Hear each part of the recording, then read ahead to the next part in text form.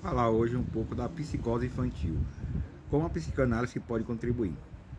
A psicose infantil é um campo de estudo ainda cheio de conflitos na comunidade científica. Isso ocorre porque vários profissionais, normalmente psicanalistas, psicólogos e psiquiatras, também oferecem conceitos muito diversos como base em diferentes pesquisas, esquizofrenia, autismo e Asperger, tendo surgido depois do estabelecimento da psicanálise. Muitas pontas justamente em 1930, o primeiro célebre caso de psicose infantil, diagnosticado e documentado em a importância da formação de símbolo no desenvolvimento do ego, artigo da psicanalista austríaca Melanie Klein sobre o caso Dick. Divergências à parte, esta cada dia mais clara que teve perspectiva de diferentes profissionais cooperando para a saúde mental e o desenvolvimento infantil é o melhor caminho. Nos casos de psicose infantil, não é diferente. Veremos mais sobre esse tema e com a intervenção pode contribuir positivamente nesse cenário. O que é psicose infantil? Ao se falar em psicose infantil, é importante salientar que a psicanálise entende a infância como um momento de estruturação do psiquismo. Portanto, os quadros psicopatológicos não são fechados em uma nomenclatura diagnóstica. Isso porque ocorre o curso do tratamento dos eventos da vida, porém, pode gerar um destino diferente do quadro que se apresenta na infância. Na infância, entendemos a estrutura como não decidida, por isso entendemos que a criança possa estar em um quadro de risco psicótico, porém não podemos interferir que isso será sua forma definitiva de se organizar subjetivamente. Dito isto, podemos entender o que chamamos de psicose infantil como um agrupamento de enfermidades nas quais se verifica uma perda de contato latente com a realidade, caracterizado por um quadro mental grave. Este está associado normalmente a comportamento bizarro, dificuldade com afastamento da figura materna, delírios, alucinações e dificuldade de interação social, que começa na infância e pode perdurar até o fim da vida. Psicose na psicanálise. No âmbito da psicanálise, há linhas que entendem a psicose como resultado da falta da entrada do pai como função na relação mãe-bebê. Se a ausência do que Lacan chamou de um nome do pai, o sistema de significações e a constituição subjetiva da criança fica comprometido.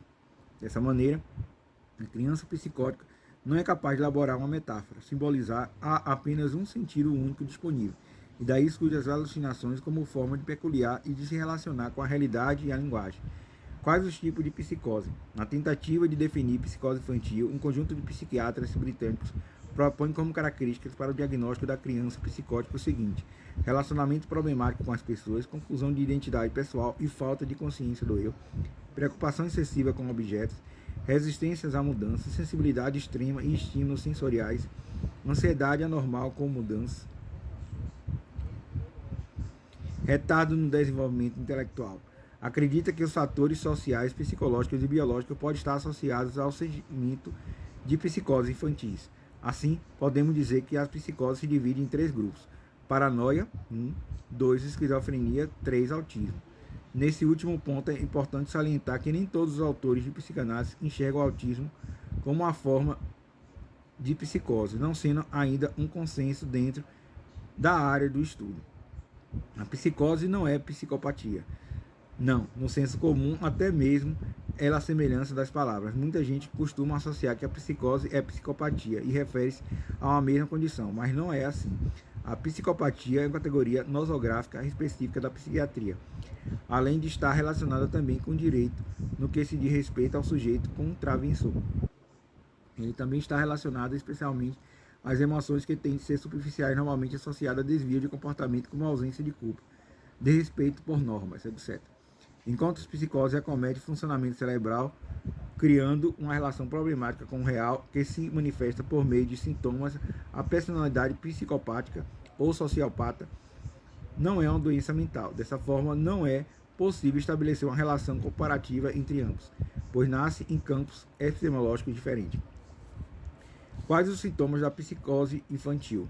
As psicoses infantis têm sintomas diversos, e mesmo casos que se enquadram em uma mesma categoria pode apresentar evolução e demandas diferenciais. Vejamos os sintomas mais comuns: confusão no pensamento, com emissão de frases desconexas ou sem sentido.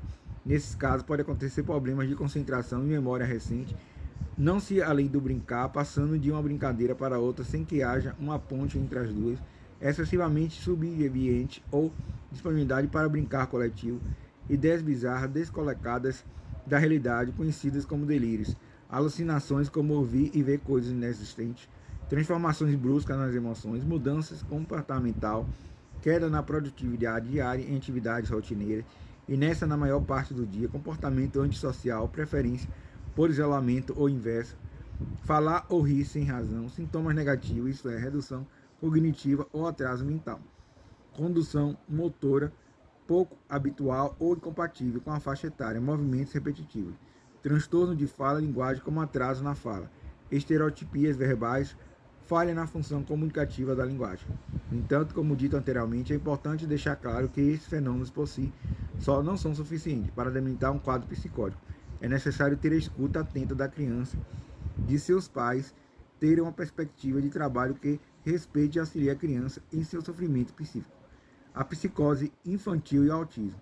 O autismo ou não é uma psicose infantil? Esse é um debate que atravessa o século XX, chegando até os nossos dias. Especialmente quando se trata de psicose infantil, muitos ainda mencionam o autismo como uma das psicoses possíveis nessa fase. Se nos estudos iniciais sobre psicose, o autismo é classificado nesse âmbito, em 1980 ocorreu a revolução conceitual que buscou fazer uma revisão teórica e alinhar essa questão do DSM-4 no CID-10, manuais da área de saúde. Assim, muitos profissionais da psicanálise entendem que o autismo como uma quarta estrutura, ao lado da psicose, da neurose e da prevenção. Segundo esses autores, a etiologia do autismo se daria em um tempo de estruturação anterior ao tempo que a psicose se dá. No entanto, ainda não existe um consenso acerca do debate. Psicose infantil tem cura e como efeito diagnóstico. O diagnóstico é clínico e é feito através de várias sessões de psicanálise com a criança, no qual o brincar se tornará relevante para a construção de uma relação com o analista, que poderá, ao mesmo tempo, perceber como a criança se posiciona em relação ao outro. Além disso, também é possível oferecer modalidade de brincar que convoque a criança a produzir sentidos diferentes em seu brincar. No entanto, é importante lembrar que não se fecha diagnóstico clínico estrutural na infância, mesmo que a criança apresente sintomatologia psicótica. Assim, não é utilizado o termo cura, já que, em primeiro momento, não é considerado uma doença, mas um sofrimento psíquico na qual será pensada uma direção do tratamento. Porém, é possível dizer que, através da psicanálise, a criança, em um processo de constituição, poderá sair, sim, de um quadro de sofrimento psíquico e alcançar a apropriação simbólica da representação de si mesmo.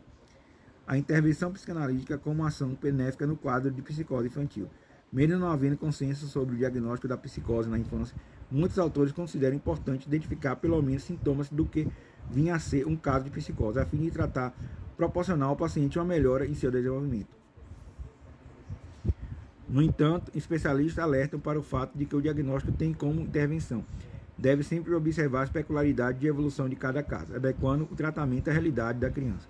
Normalmente, a psiquiatria infantil, a internação domiciliar temporária e o uso de drogas antipsicóticas auxiliam o restabelecimento do paciente em alguns casos. Já na psicanálise, uma abordagem pautada na escuta diferenciada pode oferecer ou transferência, um redirecionamento da criança e uma possível simbolização e mudança do curso. Mais do que isso, a psicanálise já avançou muito no sentido de que entender é necessário operar mudança no sistema de linguagem que aprisiona a criança para reverter a alienação de que padece. Separar a criança do discurso dos pais é fundamental para a retomada de autonomia e melhor conexão com a linguagem e a realidade.